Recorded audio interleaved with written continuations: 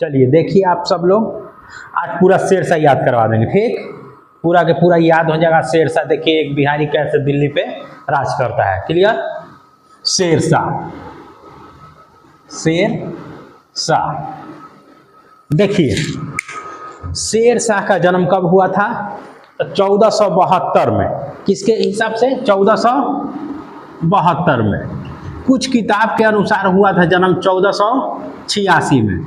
ज़्यादातर जगह मिलता है 1486 मिलता है। क्या मिलता है? 1486 मिलता है। लेकिन एक इतिहासकार हैं परमात्मा शरण। कौन? परमात्मा शरण। वो कहते हैं कि 1472 में। परमात्मा शरण जो इतिहासकार हैं कहते हैं कि शेरशाह का जन्म 1472 में। ऐसे जनरली आपको किताब में क्या मिलेगा? 1486 में। जो एग्जाम में है मार देना है। मतलब कि 2 बार जन्म है के हिसाब से मान लीजिए। 2 गो शादी करेगा, 2 गो नाम मिलेगा। 2 बार हुमायूं को हराएगा तो हुमायूं भागेगा। पहला बार में हुमायूं हार के नहीं भागेगा, दूसरा बार में भागेगा। सब कम 2 गो करेगा। बिहारी है ना, ठीक। अब देखिए शेरशाह, तो शेरशाह का जन्म 1486 में, लेकिन परमात्मा शरण के अनुसार 1472, ठीक। इसका देखिए नाम क्या था? तो फरीद खान नाम था। क्या नाम था? फरीद खान, फरीद खान, ठीक। लेकिन बाद में इसका शेरशाह कैसे नाम पड़ा? तो शेरशाह नाम पड़ने से पहले नाम पड़ा था इसका शेर खान। क्या नाम पड़ा था? शेर खान। अब ये देखिए कहानी है फरीद खान और शेर खान का। फरीद खान जो इसका नाम था बचपन में, इसके पिताजी दिए थे। कौन दिए थे? इसके पिताजी। तो इसके पिताजी नाम दिए थे फरीद खान। पिताजी का क्या नाम था? हसन अली नुमानी, ठीक। शेर खान कौन नाम दिया था? तो बिहार का शासक था। बिहार का शासक या गवर्नर कहिए, या गवर्नर कहिए, क्योंकि शासक नहीं कह सकते स्वतंत्र, क्योंकि कहीं ना कहीं दिल्ली के अधीन ही था। तो बिहार का जो गवर्नर था बहार अली नुमानी। क्या नाम था? बहार अली नुमानी। तो ये इसको नाम क्या दिया था? शेर खान। देखिए 2 गो नाम हो गया ना। 2 तरह के नाम दिया। पिता हसन अली क्या नाम दिए? फरीद खान। बिहार का जो शासक था उसका नाम दिया बहार अली नुमानी। बहार अली नुमानी जो था बिहार का शासक, ये क्या नाम दिया? शेर खान नाम दिया। अब तो शेर खान नाम कैसे पड़ा? देखिए ये बहुत बहादुर बच्चा था, ठीक। एक बार जंगल में जा रहा था, बहार अली नुमानी भी साथ में जा रहे थे। अचानक शेर का हमला हुआ। ये निकाला तलवार और शेर को मार के चिथड़ा उड़ा दिया, मार दिया शेर को। और जब शेर को मार दिया तो वही खुश होके बहार अली नुमानी शेर खान इसका नाम दिया। ऐसा नाम क्या था? फरीद खान। एग्जाम में कई बार सवाल पूछा गया है कि फरीद खान को शेर खान का उपाधि किसने दिया था? तो बहार अली नुमानी या बिहार के गवर्नर। ये बिहार के गवर्नर है ना, ठीक। असल में इसका नाम क्या था? फरीद खान। बचपन में जो पिताजी हसन अली नुमानी दिए थे, ठीक। जन्म 2 बार हो गया, 2 गो नाम हो गया, ठीक। अब देखिए इसकी सौतेली माँ जो थी इसको बहुत दुख देती थी। सौतेली माँ इसको बहुत दुख देती थी, ठीक। तो अपनी सौतेली माँ के दुख से तंग आके जौनपुर चला गया था पढ़ने। कहाँ चला गया था पढ़ने? जौनपुर। जौनपुर गया था किस लिए? पढ़ने के लिए। तो ये पढ़ाई इसका कहाँ हुआ? जौनपुर में। जौनपुर आज के डेट में कैसे माना जाता है? बड़े बड़े कॉलेज है, जैसे मान लीजिए बनारस हिंदू विश्वविद्यालय है, जामिया मिलिया है, ठीक है, JNU है ना। तो ये सब बड़ा बड़ा इंडिया का आज के डेट में यूनिवर्सिटी है। उसी टाइम पे जौनपुर को माना जाता था पढ़ाई के लिए भारत में नंबर 1 उस टाइम पे माना जाता। तो इसलिए जौनपुर को पूर्व का सिराज भी कहते हैं, या विद्रोहियों का नगर भी कहते हैं। जो पढ़ा लिखा होगा वो बगावत करेगा ही। वो सत्ता से हमेशा बगावत करता है पढ़ने वाले लोग, ठीक। तो ये जौनपुर, तो जौनपुर पढ़ने के लिए शेरशाह चला गया। जौनपुर को क्या नाम है? विद्रोहियों का शहर भी बोला जाता है। एग्जाम में कई बार सवाल पूछा गया है विद्रोहियों का शहर या पूर्व का सिराज, पूर्व का सिराज, ठीक। तो यहाँ पढ़ा। अब देखिए पढ़ाई किया तो ज्ञानी हुआ ना। अभी इंसान ज्ञानी हुआ। अब ज्ञानी हुआ, ताकत भी अपूर्व ताकत में तो कोई कमी नहीं। शेर को मार रहा है, ताकत है तभी। ऐसे भी बिहारी आदमी शेर बाघ से थोड़ी डरता है, खाली रात में भूत से डराता है ना। है। तो देखिए, तो ये हो गया। तो अब क्या हुआ कि ये इसको पढ़ने के लिए, इसको पढ़ाने के लिए टीचर के रूप में बहार अली नुमानी जो था अपना बेटा का टीचर नियुक्त कर लिया। क्या किया, तुम मेरा बेटा को ट्यूशन पढ़ाओ। तो बहार अली नुमानी के बेटा को पढ़ाता था, ठीक है। बाद में क्या हुआ कि बहार अली नुमानी का मृत्यु हो गया। तो इसकी पत्नी धुंधु बेगम, कौन, धुंधु बेगम से शादी कर लिया। शादी किससे कर लिया, शादी कर लिया धुंधु बेगम। किससे शादी कर लिया, धुंधु बेगम से ये शादी कर लिया। धुंधु बेगम किसकी पत्नी थी, बहार अली नुमानी की पत्नी थी ना। और ये बहार अली नुमानी इसको किस लिए रखा था, अपने बेटा को पढ़ाने के लिए। इसका मृत्यु होता है, इसकी पत्नी से शादी कर लेता है। इसको बिहार का गद्दी मिला, मिल गया ना बिहार का गद्दी। ऐसे कहा था, कुछ था नहीं था। एक फरीद खान का लड़का था, फरीद खान का लड़का था, बताएंगे फरीद खान के बारे में। इसको गद्दी कैसे मिला समझिए पहले। तो इसको बिहार का गद्दी मिल गया, ठीक। अब क्या किया कि धुंधु बेगम थी, इसकी एक बहन थी लाड मल्लिका। इसकी बहन का क्या नाम था, लाड मल्लिका। अब यहाँ ध्यान दीजिएगा, लाड मल्लिका जो हो गई इसकी बहन है, ठीक। अब लाड मल्लिका आई थी धुंधु बेगम के घरे घूमे बिहार आई थी। कहाँ के गवर्नर की पत्नी थी, तो मिर्जापुर वेब सीरीज भी देखे होंगे आप लोग, है ना, कालीन भैया, आया याद है। हाँ, तो बस लाड मल्लिका जो थी ये कहाँ के गवर्नर की पत्नी थी, मिर्जापुर के। अब ये आई थी यहाँ पे बिहार घूमने अपनी बहन धुंधु बेगम के यहाँ। तो ये जब जा रही थी वापस, तो शेर शाह इसके स्कॉट में जा रहा था, गार्डिंग में जा रहा था अपना एथी लेके। मान लीजिए कि महारानी है तो इसी थोड़ी जाएगी, जा रहा था। तो उधर शेर का रास्ते में हमला हुआ और तो शेर बचपने से मार रहा था, ठीक। शेर आया, शेर को एकदम तलवार से मार के एकदम ये कर दिया। और शेर के ऊपर एकदम बैठल था, एकदम शांत से मार के शेर के ऊपर बैठल था। एक आंख से देख रहा था कि वो देख रही है कि नहीं। कौन, लाडली बेगम या लाड मल्लिका कहिए, या लाडली बेगम कहिए, ठीक। तो देख रही है कि नहीं। तो ये अपना ठीक है, अपना पर्दा हटा के देखी, अरे ये तो बैठल है शेर पर। तो मैंने सोचा तुम्ही को तो दिखाने के लिए बैठे थे, ठीक है ना, किसको दिखाने के लिए, तुम्ही को दिखाने के लिए तो बैठे थे बस। अब क्या है, महिला है, फिसल गई। महिला किस में फिसलेगी, या तो आप ताकतवर हैं या ज्ञानी हैं। अभी फिसल गई। अब क्या किया, इससे ये शादी किया। क्यों, क्योंकि इसका हस्बैंड भी मर चुका था। अब इस लाड मल्लिका से शादी किया, कौन मिला, मिर्जापुर का गवर्नर हो गया। धुंधु बेगम से शादी किया, बिहार का गवर्नर हो गया। फ्री में 2 जगह के गवर्नर बन गया। ताकत इसके पास अपार है, बिहारी वाला दिमाग हिले है, पढ़ल लिखल है जौनपुर में, समझ रहे हैं। अब दिल्ली का सत्ता चाहिए इसको कहाँ का सत्ता चाहिए, दिल्ली का सत्ता चाहिए, ठीक है। तो यहाँ पर अभी रोकते हैं, थोड़ा सा इसके पिता के बारे में बता देते हैं, फिर उसके बाद बताते हैं कैसे दिल्ली का सत्ता हासिल करेगा, ठीक। देखिए इसके पिता का नाम क्या है, हसन अली नुमानी, है ना। ये हसन अली नुमानी जो थे बहलोल लोदी था। कौन था, एक बहलोल लोदी वंश का संस्थापक था दिल्ली में। इन लोग का पहले शासन था, इसी के बाद ना मुगल आएगा, लोधी वंश के बाद मुगल आएगा।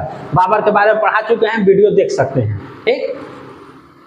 तब बहलोल लोदी के यहाँ दरबार में काम करता था फरीद खान। और बहलोल लोदी इसको बिहार का जागीरदारी दिया था। इसको कहाँ का जागीरदारी दिया था, जागीरदारी दिया था, कहाँ का, बिहार का, ठीक। बिहार का जागीरदारी दिया था, ठीक। मुख्य रूप से ये फरीद खान कहाँ पे काम करता था अपना, सासाराम। कहाँ पे, हाँ, सासाराम का जमींदार था, या जो कहिए जमींदारी कह दीजिए, ठीक। तो यानी कि इसका मुख्य रूप से घर कहाँ हुआ, सासाराम का हुआ ना। लेकिन असल में शेर शाह का जन्म सासाराम में नहीं हुआ था। शेर शाह का जन्म कहाँ हुआ था, तो हरियाणा में हुआ था। कहाँ पे हुआ था, हरियाणा में, हरियाणा के नारनौल में, नारनौल। शेर शाह का जन्म कहाँ हुआ था, हरियाणा के नारनौल में था। लेकिन कहाँ का, सासाराम के पिताजी कहाँ के जमींदार कहाँ के, बिहार के सासाराम के जमींदार हैं। इनको कहाँ से मिला है, तो काम कहाँ करते थे, बहलोल लोदी के दरबार में काम करते थे। बहलोल लोदी इनको बिहार का जागीरदार बनाया था। मुख्य रूप से सासाराम के ये जमींदार थे। कहाँ के जमींदार थे? सासाराम के। ठीक, तो अब ये छोटे मोटे थे आदमी, ठीक, ज़्यादा बड़े नहीं थे। तो अब इसको देखिए, इससे तो काम चलना था नहीं। तो देखिए बिहार और मिर्जापुर दो राज्य ले लिया ना, कहा है खाली शादी करके ले लिया।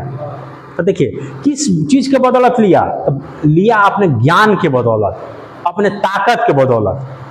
ताकतवर बनिए, ताकतवर बनिएगा, दुनिया आपके पीछे जाएगा, सम्मान करेगा आपका। ठीक, अब ले लिया। अब इसका नजर कहाँ पे? दिल्ली। अब इसको चाहिए दिल्ली, भारत का राजा बनना चाह रहा है। क्लियर? तो इसको अब मिटाते हैं कैसे, अब दिल्ली जाएगा, आप समझिए। ठीक, नहीं इधर इधर देखते रहिए, बस देखते रहिए, मिटा के आगे बताते हैं।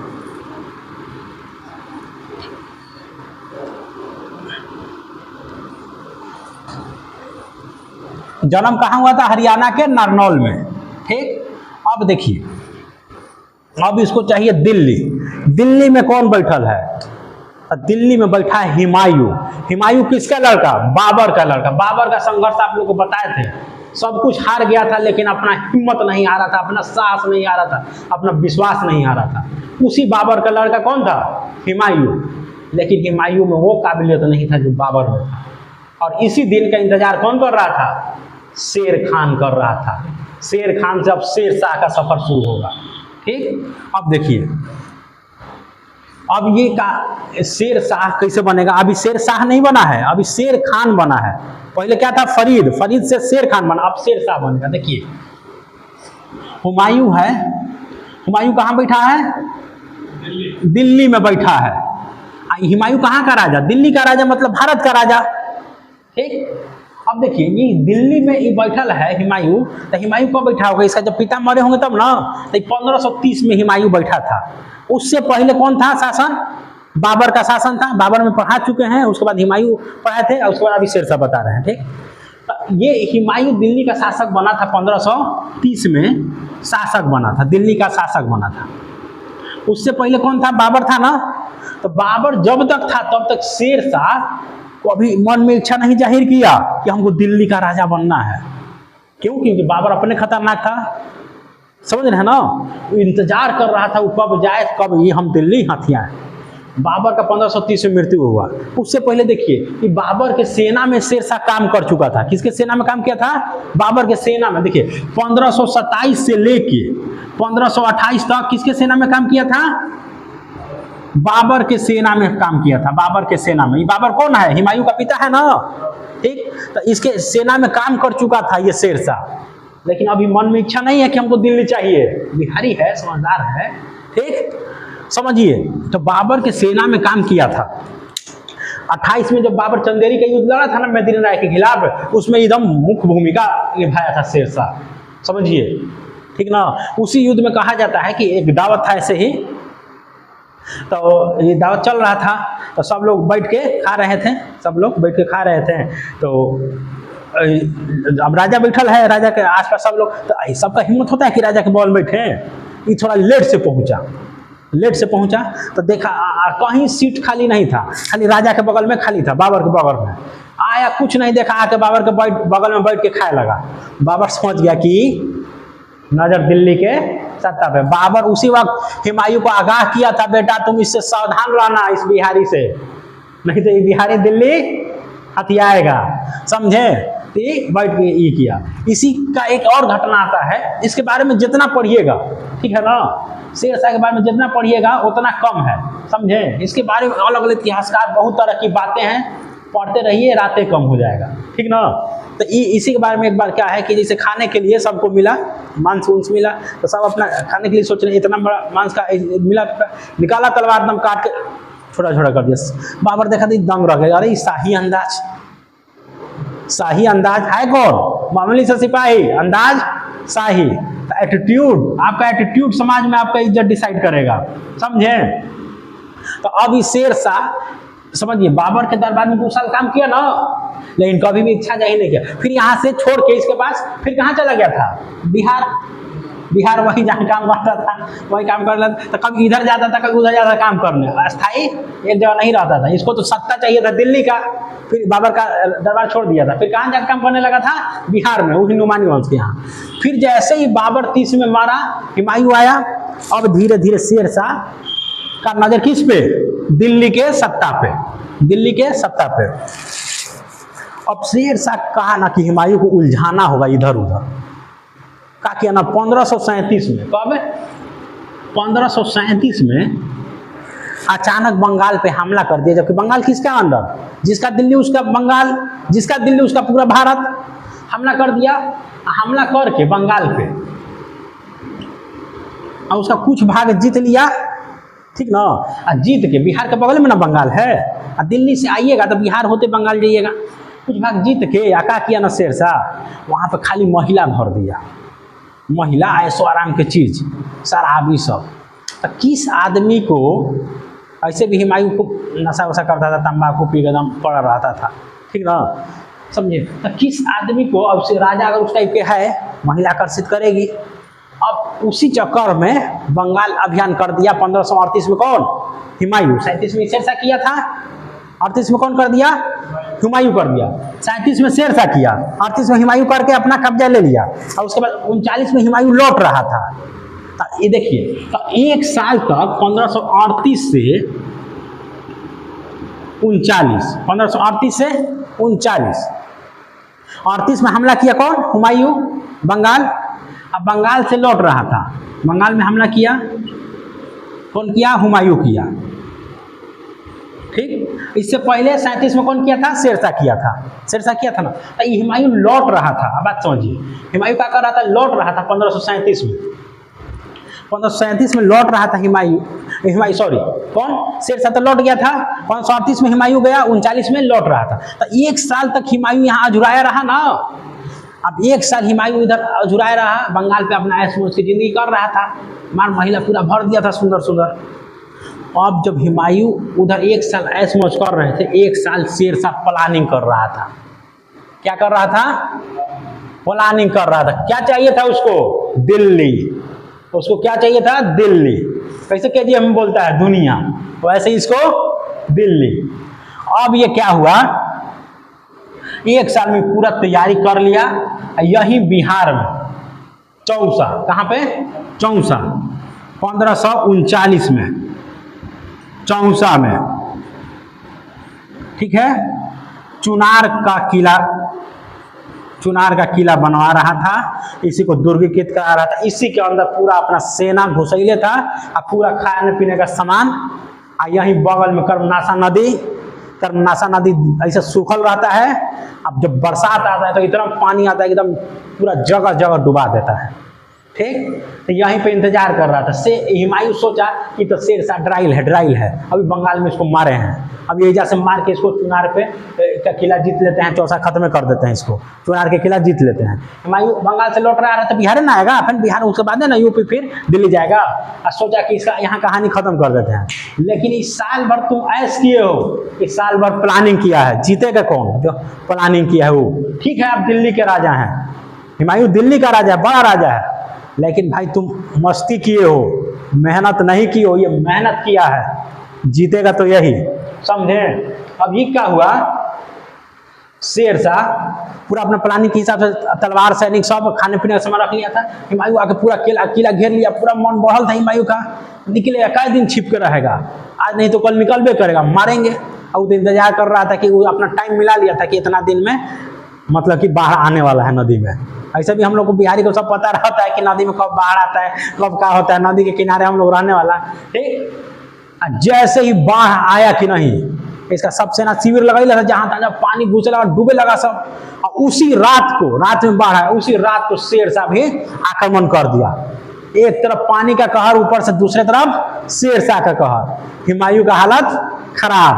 हुमायूं अब जान बचाने के लिए कूदा चौसा नदी में, ठीक है, नदी में कर्मनाशा नदी में कूद गया, ठीक। अब कूद गया, आदम घोड़ा पे कूदना चाहिए था, कूद गया कहाँ? हाँ, नदी में। अब डूबे लगा तो उसको एक बचाया निजाम, क्या नाम था? शिहाबुद्दीन बिश्ती, हुमायूं वाला में बताए थे, हुमायूं पाठ में। वो जान बचाया, किसी तरह जान बचा 39 में। लेकिन अभी भी शेर शाह अभी दिल्ली का राजा नहीं बना है। यहाँ पे हुमायूं को हराया ना, अब शेर शाह में आ गया और कॉन्फिडेंस, दिल्ली जीत सकते थे। पहले शेर शाह भाग रहा था, हुमायूं खेद रहा था, अब शेर शाह खेदेगा हुमायूं को। अब खुद शेर शाह 1540 में हमला करेगा। 1540 में क्या किया शेर शाह? हमला करता है हुमायूं पे, तो कौन सा युद्ध होता है? कन्नौज या बिलग्राम का युद्ध। कन्नौज या बिलग्राम का युद्ध, आगरा के नजदीक, ठीक, दिल्ली से कुछ ही दूरी पे, आगरा के नजदीक, ठीक, कन्नौज में युद्ध होता है। और इस युद्ध में हुमायूं को बुरी तरह हराता है, मार के एकदम छेद देता है भारत से। हुमायूं का यहाँ से 1540 से प्रवासन शुरू, ठीक है, प्रवासी जीवन शुरू, यहाँ से भागता है हुमायूं। और यहाँ से राजा कौन? दिल्ली का शेरशाह। अब 1540 में राजा कौन? 1540 में दिल्ली का राजा कौन? मिल गया दिल्ली, दिल्ली चाहिए तो दिल्ली ले लिया बिहारी, ठीक। 1540 में दिल्ली का राजा शेरशाह, क्लियर।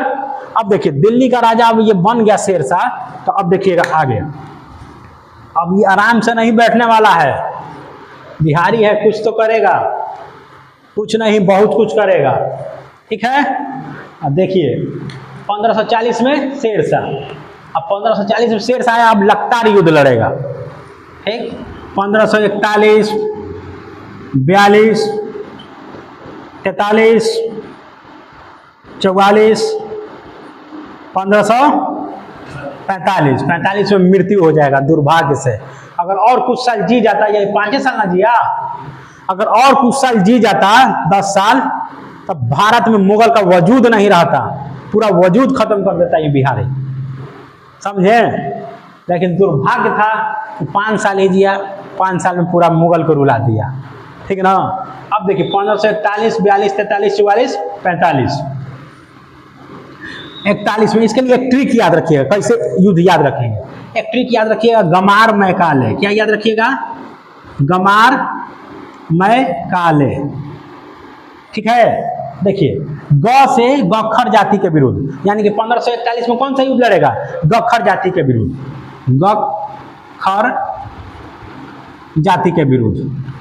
म से मालवा का युद्ध, मालवा का युद्ध लड़ेगा 1542 में। र से रायसीन का युद्ध कब लड़ेगा? 1543 में। लाइन से बैठा तो चल जाना है, रायसीन का युद्ध, ठीक। म से मेवाड़ का युद्ध, कौन सा युद्ध? मेवाड़ का युद्ध 1544 में। और बच गया कौन? काले, काले से कौन सा हो जाए? कालिंजर का युद्ध, कौन सा? कालिंजर का युद्ध, ठीक। तो लाइन से हो गया ना, 41, 42, 43, 44, 45, यही 5 को लाइन से युद्ध लड़ा। क्या ट्रिक याद रखेंगे? गमार मैकाले, क्या याद रखेंगे? गमार मैकाले। अब यहां ध्यान दीजिए, इसको मिटाते हैं, इसको मिटाते हैं। ये 5 को युद्ध लड़ लिया, लाइन से सब जीतेगा, सब जीतेगा, कोई नहीं हारेगा। गखर जाति को हराया तो रोहतासगढ़ का किला बनाया, इन लोग को हरा के कौन सा किला बनाया? रोहतासगढ़ का किला, रोहतासगढ़ का किला। रोहतास का नाम सुने हैं ना, वहां पर जाइएगा, रोहतासगढ़ का किला मिलेगा, ठीक। माना जाता है, हाँ, ये लोग जनजाति था, आदिवासी, तब माना जाता है कि अब पिटाइलों के बाद कभी कभी छुटपुट आक्रमण कर देता था लोग, तो इसलिए रोहतासगढ़ का किला बना दिया, ठीक। मालवा का युद्ध आसानी से जीत गया, मालवा का युद्ध बहुत आसानी से जीत गया। अब देखिए रायसीन का युद्ध, इसके जीवन पे कलंक माना जाता है। शेरशाह के जीवन पे कौन सा युद्ध कलंक माना जाता है? रायसीन का युद्ध। यहाँ के राजा थे पूरनमल, कौन थे? पूरनमल। और ये जो पूरनमल राजा थे रायसीन के युद्ध में, पूरनमल जो राजा थे, इनसे युद्ध हुआ इसका, और शेरशाह जो जीता था इस युद्ध को छल कपट से जीता था। कैसे जीता था? छल कपट से। इसमें इस युद्ध में शेरशाह युद्ध के नियम का पालन नहीं किया था। इस युद्ध में क्या नियम होता है? महिलाओं को न सताए, महिलाओं को न मारे, बच्चा को न मारे। इस युद्ध में शेरशाह महिला को भी मारा था, बच्चा को भी मारा था, ठीक है। कैसे? कलिंग का युद्ध में ये अशोक छोटा छोटा बच्चा को भी मार दिया था, ये यहाँ तक कि 3 साल से भी छोटा बच्चा मरा था कलिंग के युद्ध में, अशोक के समय। अशोक जो कलिंग का युद्ध लड़ा था, मगध का सम्राट जो बना था, समझे। तो उस युद्ध में, कलिंग के युद्ध में कहा जाता है कि जब अशोक लेके गया एगो को पानी पिलाने के लिए, छोटा बच्चा था, वो मरने वाला था, 5 मिनट 10 मिनट आधा घंटा 1 घंटा मरिए जाता, पूरा तीर लगल था। अशोक गया पानी पिलाने के लिए, सोचिए अब वो मरने वाला है, लेकिन अशोक को देख के भाग रहा है अपना जान बचा के, जबकि कहा ले जा रहा है पानी पिलाने। वही अशोक देखा तो उसका मन बदला कि अरे यार हम क्या कर दिए, छोटा छोटा बच्चा को तक को हम ये कर दिए। उसी के बाद ना अशोक का हृदय परिवर्तन हुआ। तो पहले युद्ध में ये चीज होता था, लेकिन अभी तक शेरशाह ऐसा कुछ काम किया नहीं था, बच्चा औरत को नहीं मारा था। लेकिन यहाँ पे इस युद्ध में बच्चा भी मरे थे, औरत भी मरी थी। तो इस वजह से शेरशाह के जीवन का कलंक कौन माना जाता है? रायसीन का युद्ध शेरशाह के जीवन का कलंक। इस युद्ध को छल कपट से भी कह सकते हैं कि जीता था। यहाँ के राजा कौन? पूरनमल। अब देखिए मेवाड़ का युद्ध और कालिंजर का युद्ध। मेवाड़ देखिए राजस्थान में है। राजस्थान का जो लोकेशन आप देखेंगे तो राजस्थान क्या है? रेगिस्तान है, अरावली पर्वत भी है। तो देखिए ये रेगिस्तान का इलाका है। कैसा इलाका है? रेगिस्तान का इलाका है, पर्वतीय इलाका है। तो पर्वत में क्या रहेगा? गुफा रहेगा। ये लोग मारता था, गुफा में छुप जाता था, पहाड़ के नीचे छुप जाता था। अब इस युद्ध को शेरशाह को जीतने में बहुत दिक्कत का सामना करना पड़ता। अब शेरशाह आ गया था वापस, युद्ध के मैदान से भाग नहीं सकता था। साला दिल्ली जीता है ये, और छोटा सा राजा से भाग जाएगा, समझिए बात को। दिल्ली जीता ये दिक्कतें हो जाएगा। अब ना भाग सकता है ना लड़ सकता है। ये लोग मार रहा है, छिप जा रहा है, मार रहा है, मार के छिप जा रहा है। तो इस युद्ध को शेरशाह को जीतने में बहुत दिक्कत का सामना करना पड़ा था, लेकिन फाइनली जीत गया था। इसी युद्ध में शेरशाह कहा कि मैं एक मुट्ठी बाजरे के लिए पूरा हिंदुस्तान का सल्तनत गंवा देता। क्या कह रहा है? कि एक मुट्ठी बाजरे के लिए पूरा हिंदुस्तान का सल्तनत गंवा देता। तो कौन कह रहा है? शेरशाह कह रहा है इसी युद्ध में एक मुट्ठी बाजरे के लिए, आगे लिख लीजिएगा लोग, हिंदुस्तान का सल्तनत गंवा देता। तो ये किसका युद्ध के बाद का था? है मेवाड़ के युद्ध में। ठीक, इसको मुश्किल से जीता था ना। अब कौन सा है? कालिंजर का युद्ध। अब देखिए युद्ध तो अभी तक तो ठीक है कि भाई धन दौलत जीतने के लिए युद्ध हो रहा है। अब ये युद्ध चला नचनिया जीतने के लिए युद्ध हो गया। किसके जीतने के लिए? नचनिया जीतने के लिए, डांसर जीतने के लिए। अब सोचिए हैं, अब ये युद्ध समझ रहे हैं बात को। अब देखिए तो कालिंजर के राजा थे कीरत सिंह। कौन थे? हाँ, कीरत सिंह। इनके पास एक बहुत ही अच्छी नचनिया थी। शेरशाह कहा कि ये नचनिया मुझे दे दे, कीरत सिंह को। कीरत सिंह कहा कि हम नहीं देंगे, हम डांस देखेंगे इसका। कीरत सिंह क्या कहा है कि इसका डांस हम देखेंगे। ये कह रहा है शेरशाह कि अकेले अकेले कैसे देख लीजिएगा, हम भी देखेंगे। ठीक, ये क्या कह रहा है कि हम भी देखेंगे। अब हो गया, ये कहा कि हम अकेले ही देखेंगे। कहा कि अब तुमको नहीं देखे देंगे, अब हम इसको जीतेंगे। क्या करेंगे? जीतेंगे। अब क्या किया शेरशाह कालिंजर के किला जीतने के लिए हमला किया। मध्य प्रदेश में है, महोबा में। अभी महोबा जगह है मध्य प्रदेश में। कहाँ पे? महोबा। कहाँ पे है? मध्य प्रदेश में।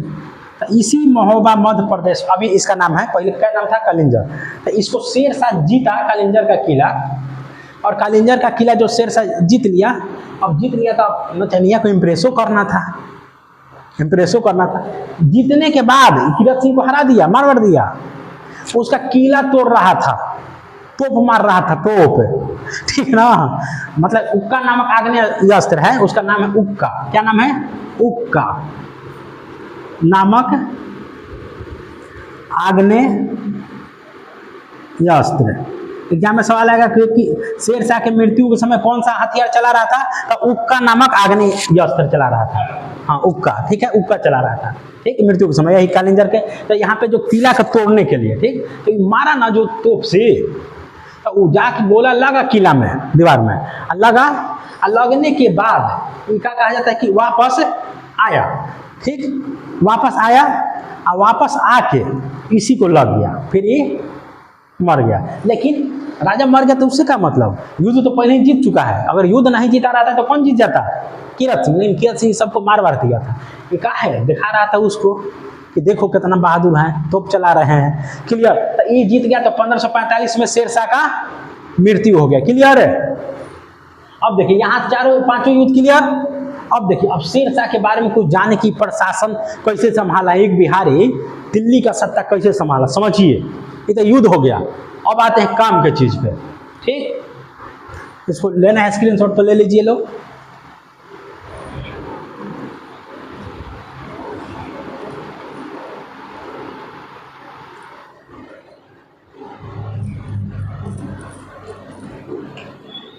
अब देखिए अब क्या हुआ, अभी दिल्ली का जब राजा बना, कब बना था, 1540 में बना था ना, तो राजा बना तो बहुत काम किया है।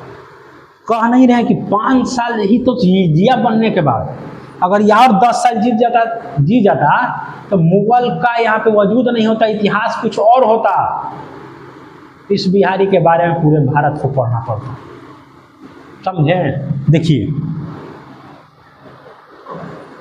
क्या हुआ कि ये जो है आज डाक व्यवस्था देखते हैं ना, डाक व्यवस्था शुरू कौन किया था, मोहम्मद बिन तुगलक किया था, फिर खत्म हो गया था, उसको फिर से शुरू कौन किया, पोस्ट ऑफिस वाला प्रथा कौन शुरू किया, शेरशाह शुरू किया। डाक व्यवस्था चिट्ठी पहुंचाने वाला, एक जगह से दूसरे जगह चिट्ठी, कौन शुरू किया, शेरशाह। ये देखिए रोडों का जाल बिछा दिया। आज देख रहे हैं ना, किसी सदी में हम रोड बिछा रहे हैं, उस समय रोडों का जाल बिछा दिया। ग्रैंड ट्रंक रोड बनाया, जीटी रोड। कौन सा रोड बनाया, GT road, grand trunk road. National highway 1 और 2 को मिला दीजिएगा तो पूरा क्या कहलाता है, जीटी रोड कहलाता है। पाकिस्तान के पेशावर से लेके बांग्लादेश के ढाका तक, समझिए, यानी कि भारत में बंगाल तक चल जाइए। ऐसे भारत के हिस्सा कहाँ, अमृतसर से लेके बंगाल तक, कोलकाता तक, ठीक। लेकिन भारत इतने थोड़े है, पाकिस्तान भी तो भारत का हिस्सा है, बांग्लादेश भी तो भारत का हिस्सा है, तो समझे। तो अगर पाकिस्तान में घुसिए तो उधर पेशावर से आ जाइए, इधर बांग्लादेश तक घुसिए, उतना लंबा रोड है जीटी रोड। लेकिन अब वो लोग तो अलग हो गया है, तो अपना भारत में देखिएगा तो अमृतसर से कोलकाता तक, सोचिए कितना बड़ा रोड है जीटी रोड। जीटी रोड बनवा दिया, ठीक है। रोड पे सराय बनवाया, क्या बनाया, सराय, आराम करने के लिए लोगों को आराम करने के लिए क्या बनवाया, सराय। हर 3 कोस के दूरी पर एक सराय, 3 कोस दूरी पर जाइएगा आराम करने के लिए सराय बना होगा, आराम कीजिए। गेस्ट हाउस, अभी जाते हैं ना गेस्ट हाउस में रहते हैं, रात को एग्जाम देने जाते हैं तो ठहरते हैं तो 500 रुपया ले लेता है विद्यार्थी को, देख के दाम बढ़ा देता है सब। कभी कभी तो ज़्यादा विद्यार्थी हो 1,000 तहसील लेता है सब। ये फ्री में गेस्ट हाउस सराय बनाया, और 3 कोस के दूरी पे, किसी को दिक्कत नहीं होगा। जीटी रोड बनवाया, पोस्ट ऑफिस का काम किया, ठीक। अब देखिए इंसाफ इसके टाइम में इतना अच्छा था, न्याय व्यवस्था इतना अच्छा था कि आज भी शेरशाह के न्याय व्यवस्था का उदाहरण दिया जाता है, इस बिहारी का उदाहरण दिया जाता है पूरे भारत में। इंसाफ इतना बढ़िया था, न्याय व्यवस्था क्या था, तो देखिए जब ये न्याय के गद्दी पर बैठता था इंसाफ करने के लिए, तो कहा जाता है कि दोस्त हो या दुश्मन, सब इसके लिए बराबर। अगर दोस्त भी है, इसका जिगरी दोस्त भी है, अगर वो गलती करता है तो उसको भी सजा। जब न्याय के गद्दी पर बैठता था इंसाफ करने के लिए, तब इसके लिए मित्र और दुश्मन दोनों एक समान। दुश्मन भी है, अगर सही है तो उसके हक में फैसला करता था, ठीक। पुलिस व्यवस्था एकदम पूरा चकाचौंध था, पुलिस व्यवस्था एकदम कठोर था। पुलिस कुछ गलती, घुसखोरी कुछ नहीं, भ्रष्टाचार कुछ नहीं, मतलब मार के पुलिस को गर्दा उड़ा देगा, समझे। तो पुलिस व्यवस्था जब चकाचौंध रहेगा, बढ़िया रहेगा, समाज में कोई क्राइम होगा नहीं। ये व्यवस्था किया था, इसके बारे में कहा जाता है कि आधी रात को, रात के 12 बजे एक महिला सर पे सोना लेके जा रही है वो टोकरी में या थैले में, तो किसी का औकात नहीं होता था कि उसे सोना छीन ले। आज के डेट में महिला दिन में सोना लेके घूमे ना, सोना तो सोना, महिला गायब हो जाएगी, समझे। तो सोचिए कितना अच्छा इसका न्याय व्यवस्था था। क्या करता था कि जिस एरिया में मान लीजिए अब महिला का छिनाया, एक बात कह रहे हैं, छिनाया, तो उस एरिया में देखता था कि वो एरिया किसके जिम्मे में है, उससे तहसीलदार था, उससे पूछता था। मान लीजिए कि जिससे अभी की डेट में आरा में कुछ हुआ है, तो बिहार सरकार क्या करेगी, वहाँ के डीएम से पूछेगी, डीएम जवाब नहीं, एसपी से, यहाँ के विधायक से और यहाँ के सांसद से। अगर ये लोग नहीं उसको पकड़े तो इन्हीं लोग से मुआवजा ले। अगर ये नियम कर दे तो आज वो चोरी बंद हो जाएगा, है ना। जिस एरिया तो वही चीज वही करता था, जिसके अंडर में एरिया है वो जिम्मेवार है। तुम्हारे एरिया में कैसे हुआ, अब मान लीजिए जिस मुखिया के गांव से गुजरी महिला, तो मुखिया खुद चल जाता था, छोड़े चलिए गलती से छीना गया आपका तो हमारा देह पड़ जाएगा जुर्माना। समझिए बात को, कितना कठोर था इसका सजा, तो बढ़िया था ना। तो शेरशाह का ये न्याय व्यवस्था बढ़िया था, पुलिस व्यवस्था बढ़िया था, कठोर था न्याय व्यवस्था, बहुत कठोर सजा भी देता था, बहुत कठोर सजा देता था। तो कठोर सजा नहीं दीजिएगा तो अपराधी बढ़ जाएगा ना, ठीक। पुलिसों में एकदम ये था। देखिए पोस्ट ऑफिस, जीटी रोड, सराय बनाया। अब देखिए किसानों के लिए किया, किसानों के लिए क्या, किसान को तो पहले कहता था रैयत, एग्जाम में कई बार सवाल पूछा है कि किसान को क्या कहता था, रैयत। रैयत रैयतवाड़ी व्यवस्था कौन शुरू किया, शेरशाह। अगर पूछ दे अब मान लेते तो बाद में अंग्रेज करेगा ही, लेकिन शुरू में शेरशाह। ठीक, किसान को क्या कहता था, रैयत कहता था।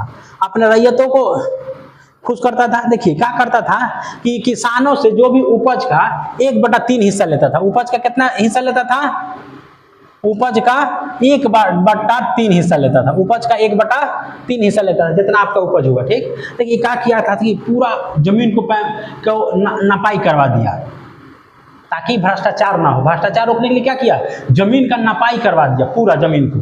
अब जमीन को नपाई कर दिया, देखिए कुछ जमीन बंजर होता है, कुछ जमीन ऐसा होता है कि पानी दीजिएगा तो खेती होगा, न तो ना होगा।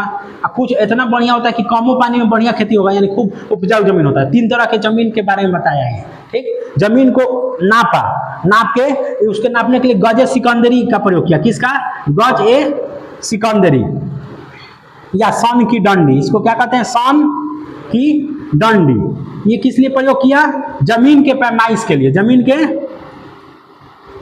पैमाइश के लिए। जमीन के पैमाइश के लिए कौन, गज सिकंदरी या सन की डंडी। गज सिकंदरी या सन की डंडी किसके लिए, जमीन की पैमाइश के लिए, यानी जमीन के नाप के लिए। जब जमीन नापा गया तब ये कौन सा प्रणाली शुरू किया, जाब्ती प्रणाली। कौन सा प्रणाली शुरू किया, जाब्ती प्रणाली। जमीन नापाने के बाद जाब्ती प्रणाली शुरू किया। अब यहां ध्यान दीजिएगा, एग्जाम में सवाल पूछता है कई बार, जाब्ती प्रणाली का जनक शेरशाह। जमीन नापने के लिए कौन सा पैमाइश शुरू किया, शेरशाह। गज सिकंदरी या सन की डंडी। ठीक, किसान को क्या कहता था, रैयत। सराय बनाया प्रति 3 कोस की दूरी पे। ठीक है, लोगों को आराम करने के लिए। अब यहाँ ध्यान दीजिए, जाब्ती प्रणाली में क्या होता था, पट्टा एवं कबूलियत व्यवस्था शुरू किया। कौन सा, पट्टा एवं कबूलियत। जाब्ती प्रणाली में क्या, पट्टा एवं कबूलियत। देखिए इसमें क्या होता है, पट्टा एवं कबूलियत में, पट्टा वो जमीन नपा गया, उसमें पता चल गया, उसका एक एवरेज निकाल लिया गया कि इतना उपज होगा, इतना इस टाइप का जमीन है। कुछ जमीन बंजर है तो कुछ मिडिल टाइप का, कुछ मतलब बढ़िया, जिस टाइप का उसका एक एवरेज निकाल लिया गया और उसमें लिखा गया पूरी। तो 2 पेज तैयार किया जाता था, 1 पेज राजा के पास रहता था, एक किसान के पास। जो राजा के पास रहा उसको क्या कहला गया, पट्टा, और किसान को जो मिला वो कबूलियत। यानी कि किसान अब एक्सेप्ट करता है कि हाँ ठीक है, हम इतना जमीन है, इसके बदले इतना हम आपको अनाज देंगे या इतना पैसा देंगे, जो भी। अब बीच में जो ये कौन से हैं, बीच में जो जमींदार हैं या जो भी महाजन हैं, जो बीच में किसानों का शोषण करते थे, इनका भूमिका खत्म हो गया ना। ये लोग क्या करते हैं, महाजन जमींदारी क्या करते हैं, किसान को कुछ पैसा देंगे और बदले में उसको एकदम चक्कर कटवाते रहेंगे, क्योंकि किसान तो सालों पैसा नहीं मिलता है ना। उसका जब खेती होगा, फसल कटेगा, बिकेगा तभी ना। अभी जब उसको पैसा का जरूरत पड़ा तो गया महाजन से उधार लेने। अब महाजन से उधार लेने गया, महाजन के चंगुल में फंस गया, महाजन के चंगुल में फंस गया। और महाजन उसमें ब्याज बढ़ा खेती करते रहेगा, या जमींदार भी रहेगा, जमींदार है तो इस राजा का इतना वसूलने के लिए, और उससे ज्यादा वसूल रहा है किसानों से, तो वहां पर भी किसान चंगुल में फंसा है। अब यहाँ पे डायरेक्ट लिखा गया है कागज पे कि तुमको इतने उपज का देना है, इतने हिस्सा देना है, तुम्हारा इतना बनता है, तुम्हारा इतना टोटल जमीन हुआ और तुम्हारा इतना टैक्स बनता है। अब उतने ना देगा चाहे कोई जाए, तो वही उसको एक कॉपी उसको मिल गया, एक कॉपी राजा को। तो राजा को जो मिलता था वो पट्टा, और जो किसान को मिलता था कबूलियत। इसी व्यवस्था को क्या कहते थे, जाब्ती प्रणाली कहते थे। क्लियर, इसका जनक कौन, शेरशाह। तो पट्टा कबूलियत समझ गए, ये हो गया। अब देखिए इस सिक्का चला है, बिना सिक्का चलाए आप राजा कहलाइएगा। राजा बनने के लिए युद्ध लड़ना होता है, सिक्का चलाना होता है, पब्लिक के लिए कुछ करना होता है। युद्ध लड़िए गया, पब्लिक के लिए बहुत काम करबे किया। नया तो देखिए रहे, नया सिक्का चलाया।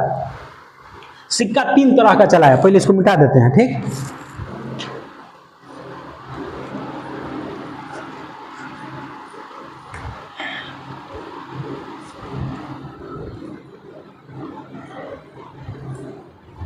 देखिए सिक्का 3 तरह के चलाया। सिक्का सोना के, चांदी के, तांबा के।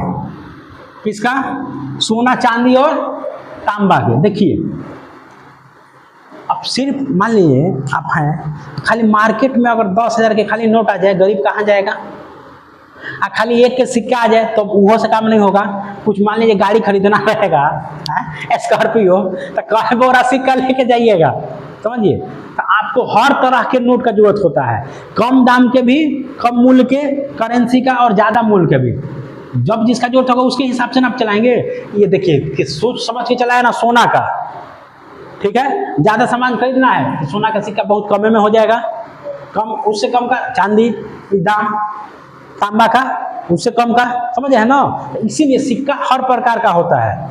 अब खाली एक का सिक्का और 5 का सिक्का हो तो उससे भी आप मार्केट का अर्थव्यवस्था गड़बड़ा जाएगा। तो अर्थव्यवस्था सही रखने के लिए ज़्यादा मूल्य का भी नोट होना चाहिए और कम मूल्य का भी होना चाहिए। तो वही चीज़ ये किया। देखिए सोना के सिक्का को कहा असरफी, क्या कहलाया, असरफी। इसी को क्या कहते हैं, मुहर। असरफी या मुहर किसके सिक्का को, सोना के सिक्का को असरफी कहिए या मुहर कहिए। चांदी के सिक्का को,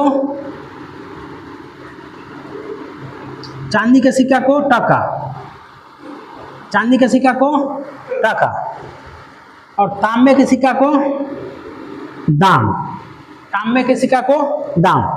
देखिए ये तांबा का सिक्का इतना बिहार में प्रचलित हुआ, इतना प्रचलित हुआ, क्यों? देखिए तांबा का सिक्का सबसे ज्यादा कौन प्रयोग करेगा, आम इंसान प्रयोग करेगा ना, है 10 के नोट, 20 के नोट, 50 के नोट, 100, 200, ये सब कौन प्रयोग करता है, हम जैसे गरीब लोग करते हैं, आम इंसान करते हैं। देश में सबसे ज्यादा आबादी किसका, आम इंसान का, ठीक। तो तांबा का सिक्का आम इंसान प्रयोग करेगा ना, तो इस तांबे का सिक्का का क्या नाम है, दाम। ये इतना प्रचलित हुआ कि आज भी बिहार में लोग किसी चीज के कीमत को क्या बोलते हैं कि इसका कितना दाम है। सोचिए कितना प्रचलित रहा होगा इस सिक्का। आज भी लोग बोलते हैं ना, जैसे मार्कर है तो बोलते हैं ना कि इसका कितना दाम बा, असल में इसका कितना कीमत है, लेकिन कीमत दाम में बदल गया। इतना ही प्रचलित हुआ तांबे का सिक्का। इसका क्या नाम था, तांबे सिक्का का दाम, चांदी का सिक्का का टका, और सोना का सिक्का का असरफिया मुहर। ये 3 तरह का सिक्का चलाया। क्लियर? नया व्यवस्था देखिए लिए, सब कुछ इसका देख लिए, लोगों के लिए व्यवस्था किया ना। यहाँ तक कोई दिक्कत, कोई दिक्कत नहीं ना। चलिए तो इसको लिखिए। चलिए देखिए यहाँ तक हो गया। अब आगे देखिए, शेरशाह कुछ बनवाइबो किया, तो बता दिए क्या किया। अब देखिए कुछ महल बिल्डिंग बनवाया, तो देखिए पुराना किला बनवाया। क्या बनाया, पुराना किला बनाया। कहाँ पे, दिल्ली में, दिल्ली में बनाया पुराना किला। आज भी जाइएगा है, इसी किला के अंदर बनाया किला ए कोहनी, कोहना, किला ए कोहना। ये क्या है, मस्जिद है, किसके अंदर, पुराना किला के अंदर, ठीक। देखिए सासाराम में शेरशाह का मकबरा है ना, तो सासाराम में मकबरा बनाया। सासाराम में क्या बनाया, शेरशाह का मकबरा, यानी कि अपना मकबरा खुद बनाया, अपने जिंदे में ही बनवा दिया था, खाली इसको दफन करना बाकी था मन में। तो सासाराम का मकबरा बनाया। कहाँ पे, तो सासाराम में। सासाराम में ये जो ऐसा मकबरा बनाया है, झील के अंदर बनाया है। किसके अंदर, झील, यानी झील भी कैसा, अपने से झील बनाया, पहले से झील नहीं था। तो झील कैसा है, कृत्रिम झील है। और कहाँ पे है, सासाराम का मकबरा, ठीक, या सासाराम का किला भी बोल सकते हैं, ठीक। रोहतासगढ़ का किला बनैबे किया था गखट से जब जीता था, तो क्लियर, क्लियर है। चलिए यहाँ तक क्लियर, पुराना किला बनाया। देखिए क्या किया था, 1541 में ही पाटलिपुत्र, पाटलिपुत्र का नाम बदल के क्या रखा था, पटना कर दिया था। इसको फिर से बसाया था, पाटलिपुत्र का नाम बदल के पटना किया और इसको फिर से बसाया था 1541 में, ठीक। ये सब चीज बनवाया। अब देखिए शेरशाह अफगान था। कौन था, अफगान था। इसीलिए माना जाता है ये कौन सा वंश का स्थापना किया था, सूर्यवंश का। कौन सा वंश, सूर्यवंश का स्थापना किया था। शेरशाह सूरी बोलते हैं ना, शेरशाह सूरी। तो सूरी से किसके, इसी सूर्यवंश से था, तो सूरी, शेरशाह सूरी। अब देखिए ये अफगानी था। कैसा था, कौन था, अफगानी था। शेरशाह कौन था, अफगानी, मतलब कि वंश से, जाति से, खानदान से क्या था, अफगानी था। तो इसीलिए इसको द्वितीय अफगान वंश बोला जाता है, द्वितीय अफगान वंश। यानी कि अफगान दिल्ली के सत्ता पे कई बार शासन किया सब। पहला अफगानी वंश कौन था, लोदी वंश। कौन वंश था, लोदी वंश, ठीक, जिसके दरबार में इसके पिताजी काम करते थे। और दूसरा अफगानी वंश कौन कायम कर दिया, शेरशाह सूरी, ठीक। पाटलिपुत्र से पटना कब बनाया? 1541 में, ये फिर से स्थापित किया। शहरीकरण स्थापित किया। देखिए अब इतना सारा विकास कर रहा है, किसानों के लिए बहुत कुछ कर रहा है, तो ये एक तरह से तृतीय शहरीकरण या तृतीय नगरीकरण का जन्मदाता भी कह सकते हैं। अकबर के लिए बहुत कुछ सीखने के लिए छोड़ के गया, 5 साल में बहुत कुछ किया अकबर, इससे बहुत कुछ सीखा। इसी के दरबार में पहले कौन रहते थे? टोडरमल। कौन? टोडरमल। बाद में ये टोडरमल अकबर के दरबार में राजस्व मंत्री बनेंगे। अकबर के दरबार में क्या बनेंगे? राजस्व मंत्री। ये पहले किसके दरबार में? शेरशाह के दरबार में। शेरशाह को अकबर का पाथ फाइंडर कहा जाता है, यानी कि पथ प्रदर्शक, पूर्वगामी कहा जाता है, यानी कि अकबर शेरशाह से बहुत कुछ सीखा था। इसके बहुत सारे नीति को शेरशाह अपनाया था। क्या बोला जाता है? Path finder. किसका? अकबर का। यानी कि अकबर किससे बहुत कुछ सीखा? शेरशाह से सीखा। बहुत सारे लोग सीखा, लेकिन राजा के रूप में शेरशाह से भी अकबर बहुत कुछ सीखा। ठीक, पूर्वगामी किसका? अकबर का। ठीक, शेरशाह के दरबार में टोडरमल रहते थे, बाद में ये टोडरमल अकबर के दरबार में हो जाएंगे। जब अकबर राजा बनेगा, अकबर के क्या बन जाएंगे? राजस्व मंत्री। क्या बनेंगे? राजस्व मंत्री। राजस्व मंत्री। क्लियर? ये द्वितीय अफगान वंश का जन्मदाता शेरशाह, या सूर्यवंश का जन्मदाता शेरशाह। ठीक, पाटलिपुत्र से पटना बनाया 1541 में। पुराना किला कहाँ बनाया? दिल्ली में। इसी किला के अंदर किला एक कुहना मस्जिद बनाया। क्लियर? तो ये सब शेरशाह बना। सासाराम में शेरशाह अपना मकबरा बना दिया, वो मकबरा झील के अंदर बनाया। झील अपने से बसाया था, इसलिए झील कैसा है? कृत्रिम झील है। तो ये सब शेरशाह के बारे में है। शेरशाह ने बहुत कुछ किया। चलिए ठीक है, ये सब एग्जाम में आएगा, इसको बढ़िया से रिवीजन कीजिएगा लोग। एक बार वीडियो देखिएगा, पूरा याद हो जाएगा। क्लियर? चलिए ठीक है, धन्यवाद।